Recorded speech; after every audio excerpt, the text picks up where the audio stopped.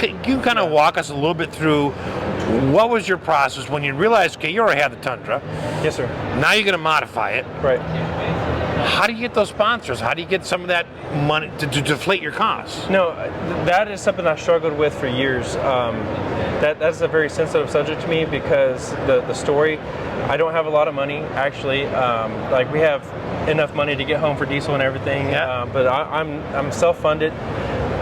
So here's the honest truth, and I'm going to just lay it all out there. In the truck scene or in this particular environment, it's who you know. Okay. I emailed and called over 250 people. I look on the 2022 exhibitors list for SEMA last year. I called everybody. Everybody told me no.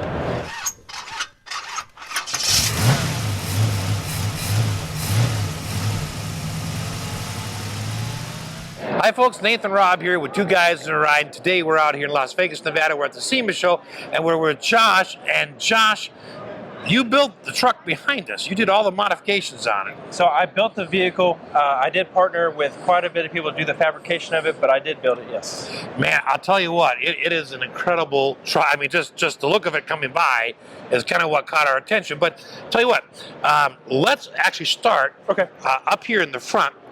So the vehicle itself, is it a Tundra? Yeah, absolutely. I've gotten a lot of questions about, like, what is it? I guess I've designed it in a certain way to make it look less like a Toyota Tundra, but yeah, it is a Toyota Tundra. I had two Toyota techs come by earlier in the week at SEMA, and they were like, hey, what year is it? And I asked a question, just messing with them, like, what year do you think it is?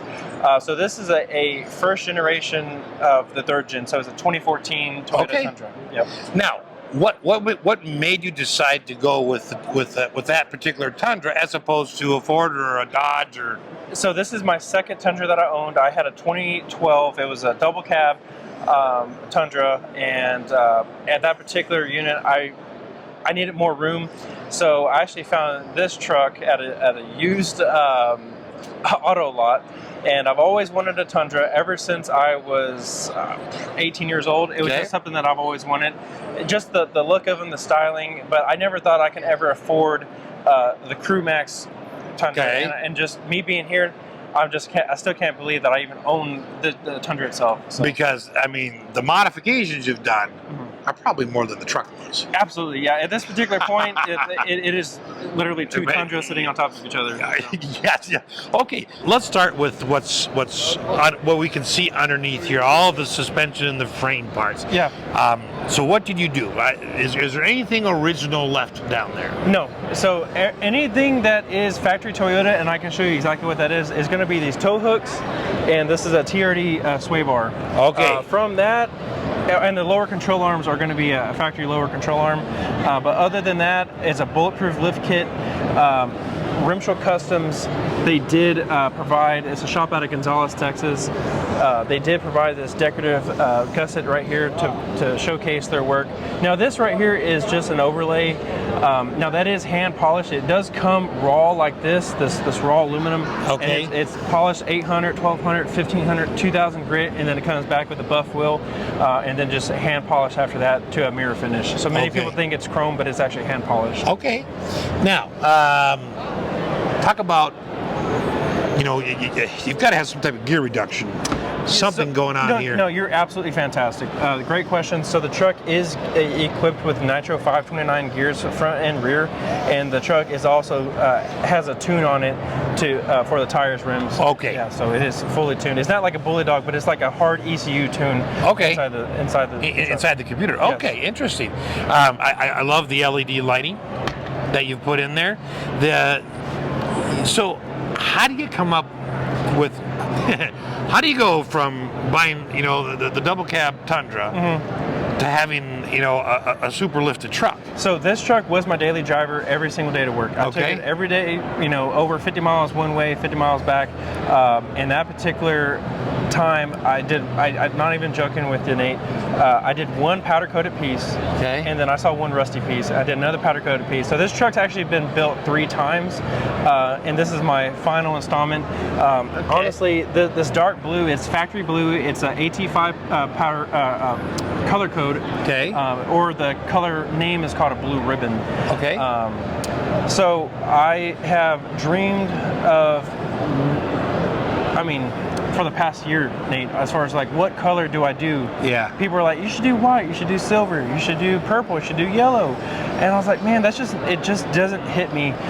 Because one thing about powder coat is you can have a powder coat, but this is all prismatic powder, and if you look at the UV ratings, it can actually have a low UV rating, so it will fade in the sun. Okay. So I wanted, there's another added layer of complexity. Is like, okay, if I'm going to spend thousands and thousands of dollars on powder coat, what color do I do so it doesn't fade? And then I just had a dream one night, and I'm not even joking. I just like woke up and I saw this truck in my head, and I'm not even. It sounds crazy, but no, I'm not even exaggerating. I believe you.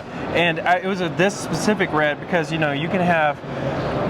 You just go look at the prismatic booth. You can have the same red, but a little darker. The same red, a little lighter. Yeah. A million variations. Exactly. So this exact red is called a lollipop red Okay. by Prismatic Powder. So it's going to be a super chrome base with the red over, and then you bake it in the oven for 10 minutes at, I think, 475 or something like that. Wow.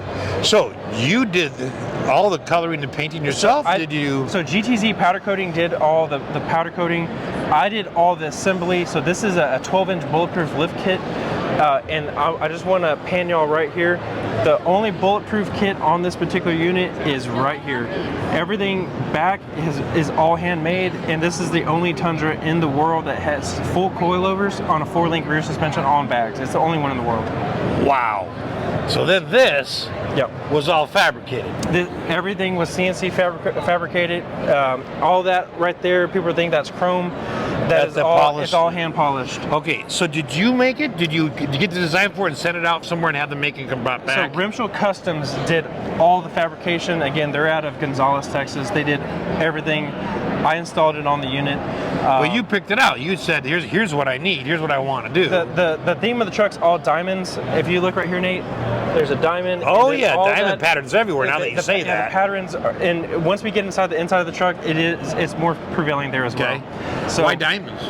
I just like the look of it. I can't even explain it to you. It just, whenever something hits my eye, it just, that's what it is. That's it. Okay, I'll buy that. It's just more of an emotion type of a decision. Emotional response. Okay, Yeah. So what do we have back here with the suspension and the rear drive? Fantastic question. So what I wanted to do is I partnered, his name is Garrett Rimshell. He's out of Gonzales, Texas.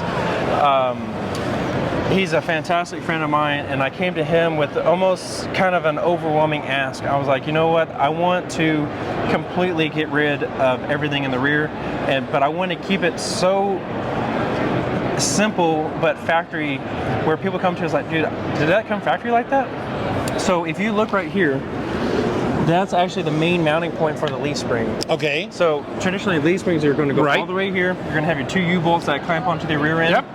I was like, we need to get rid of all that. So what we did is added an upper control arm, lower control arm, and this bracing here.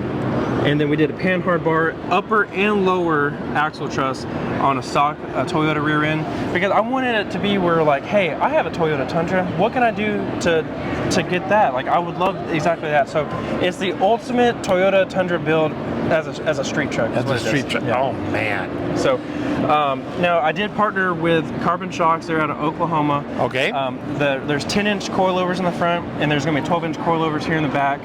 HKI provided the bags. The truck is actually sitting at its lowest point right now. It will go This up, is the lowest yes, point. It will go up 5 more inches. Holy buckets. Yeah, so there's 2.5 gallon tanks on each side. You're going to see all hard lines. Mostly everybody, what they do is they run a nylon hose to the bags. I was like, no, we need to go the extra mile. So everything has aluminum lines with all billet AN fittings with actual. That's actually like a stainless steel braided hose. Okay. Yeah, high quality. I like the LED lighting behind. Of course, it's like the front, right? It's just shining through the rims. Like Exactly. you see that, right? So you see both from the front, back, and the side. That's correct. And so traditionally, wheel rings are self-tapered into the dust brake shield. So it was my design, and I told Garrett, can you make this out of your CNC plasma cutter? So this is, I'm not even joking, there's 2 in the world. This was the first set in the world of having a completely bolt-on wheel ring. What they do is they actually bolt onto your rear calipers. Okay. So very little tools are needed. You don't need to do a self-tapper. They don't flex, they don't wobble. They are extremely sturdy, and the cool thing is like they're also your brake shield now. So if you look here, there's overlays on them. It's a little hard to see. You can see them way easier in the front. The LED strip is actually a DBA automotive lighting. Now green is picked because we want to obviously pick it with the boot for Vulcan. But it can go with any color. It's red, green, blue, white, and then it also has a chase feature as well. And DBA automotive is one of 2 that actually has that feature, and it's also a turn signal too. So it's also a turn. Yeah. So if you turn it off blinker, I gotta like that. My question for the 5-inch raise is, you have obviously buttons inside that will let you do that. Yeah. So does it say oxygen mask needed above this level? No, so I don't think so, because there is, once you get up past the 5 inches, the mask come down already. The mask come down already. Exactly. Okay. Exactly. Oh man. Now that's a big hitch. Yeah, so Gen Y, this is going to be their 12-inch job. It's a 2-inch shank. Fantastic. I mean, Gen Y stopped by yesterday. There's a secret, like, if you're in the industry, you would know there's actually a hitch war going on right now, because there's a ton of hitches in the market. So I've actually towed with this truck a 30-foot RV gooseneck to Houston and back. This used to be my daily driver. Really? Yep. And there's one hitch I trust, and it's a Gen Y. It's just the best hitch on the market. Now I like your I'm assuming these would be additional backup lights, but probably self-actuated. I mean, another button in the cab to turn these on. You know what? We didn't go that fancy on these. These are actually strictly wired to the reverse lights. So whenever I put it in reverse, it goes. They come on. So, okay. And the only purpose for that is the window tint is abnormally dark. So I was like, I can't see jack out of this thing. So either window goes down, or we got to light up. And your friends told you it made no difference if it was lit or you couldn't see. You drove the same. Exactly. Yeah, they're nice friends. Yeah. Exactly. Oh. Okay, so on this side we can see the exhaust coming out. So what do you have for exhaust? So it's a full MagnaFlow stainless steel performance exhaust. They did sponsor this particular vehicle. I do want to give credit because this is a gentleman's name, Todd Buddy, at F3 Motorsports out of Lavernia, Texas.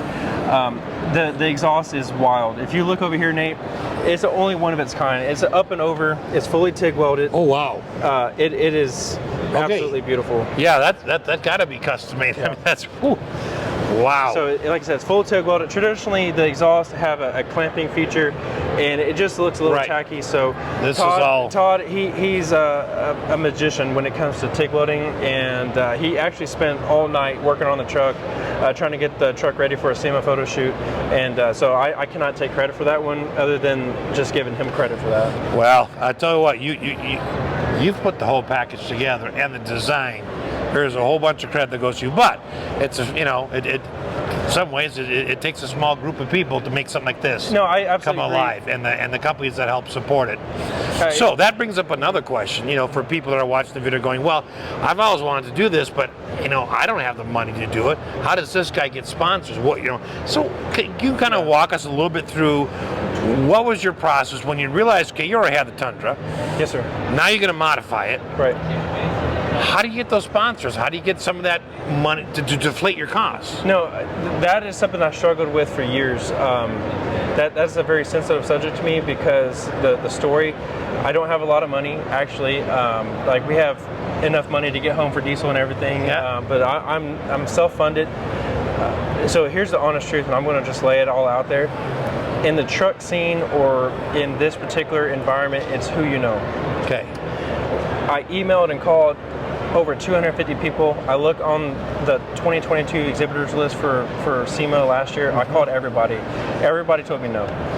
Maybe it was my approach, maybe it was my communication, maybe it was just my overall aura, but nobody wanted to take a chance on a 2014 Tundra at all, and this is the honest truth. So I reached out to a few build managers, and in this particular I would say lifestyle, it's who you know, and the build managers also told me no, or they have a very substantial fee in order to talk to them, and that was already an immediate turn off to me. And my wife would probably, she wouldn't go for it, because we don't have enough money in the bank to pay $10,000 or $5,000 to a build manager. So this is honest truth. I called Vulcan. I knew of them, and I mean, honestly, I didn't get very far at all. Okay. So I called them again. I was like, hey, is there anybody that I can talk to just to present my portfolio? Like, just give me a chance. Yeah. That's also another thing too, is like when you email these people, you get lost in email world space and you never get a reply back. Yep. So, I mean, I don't know how long I can do the long version, but I'll kind of speed it up a little bit. So I eventually got a hold of somebody at Vulcan, and they're like, okay, well, send me your rendering. I'm like, what's a rendering? So I reached out to Strictly Custom Designs, and if you want to do anything to do with a SEMA build, it would be very beneficial to anybody getting into this type of environment or industry to partner with a rendering company. Now, I went with Strictly Custom Designs because I'm not I'm independent. I'm not associated with any build management firm.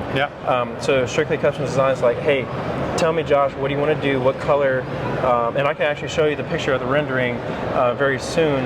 But he sent me the rendering. So they basically build you the concept car digitally. That's exactly correct. It's a digital concept of the truck. So send it to Vulcan. They're like, okay, let me get back to you. Anyway, they gave me a call, and I'm not even joking, I almost cried. They're like, hey, Josh, we're going to go ahead. You're going to get the spot. You're going to get the spot. And then from that, I'm not even joking, it was like the jackpot, honestly. So once I get the contract from Vulcan, and this is the exact series of events, because there's a lot of companies that are numb to the people saying, oh, I'm going to SEMA, it's a SEMA truck, we're going here, we're going there. And they just get numb about that. So they have an application process. They're like, okay, I'll send you an application, fill it out. And there's a section in there that says, hey, SEMA booth number, SEMA everything. And most people don't fill that out because they don't have a spot. So once I got the confirmation letter from Vulcan, Fittipaldi, it said, okay, send me your confirmation letter from Vulcan. And then from that, Fittipaldi sent me these wheels. Okay. These were fully sponsored. And me being a small town country boy, very limited resources for everything. This was my first set of wheels. I'm 31 years old now. This is my first set of wheels I've ever had in my entire life, and it's just unreal to be able to say I didn't pay a single thing for them. Right. I just worked really hard to build relationships with Fittipaldi. Now, based on that, I have an awesome relationship with them, and they're the only wheels I will run on my builds because I was a nobody. From that, HKI Air supplied all the air management system. Okay. So they provide the tank, they provide the compressors, as well as the technology for the air management. From that, Graphic Skies, they provided the wrap, and they did a fantastic job. Probably one of the one product that really touched my heart in almost an emotional state was Aaliyah Leather. Provided their Italian leather in this, and it's absolutely beautiful. Let's take a look at that. Yeah, let me go ahead and open that up here. Ooh. Well, yeah, that looks like a high-end seat right there. So again, tying back into the diamonds, it's all diamond stitched. Now the blue on there, it's kind of hard to see. It's also color matched. The blue on the stitching on the diamonds is all blue. I do want to give credit to Leo Mendoza. He's an upholsterer. He did install the Aaliyah covers. Fantastic job. So the red has blue stitching, and the black has red stitching. Yes, sir. That's correct. That is beautiful. So, absolutely beautiful.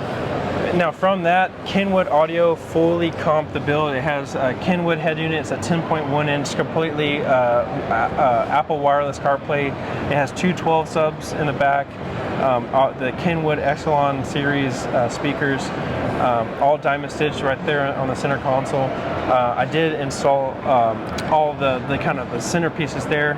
Audio source out of New Braunfels, Texas, wired everything up. Okay.